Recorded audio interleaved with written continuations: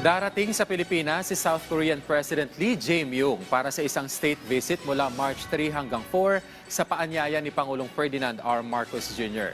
Sasalubungin na Pangulong Marcos Jr. at First Lady Luis Araneta Marcos si Pangulong Lee at First Lady Kim Hae-kyung sa isang seremonyang gaganapin sa Malacanang sa Lunes.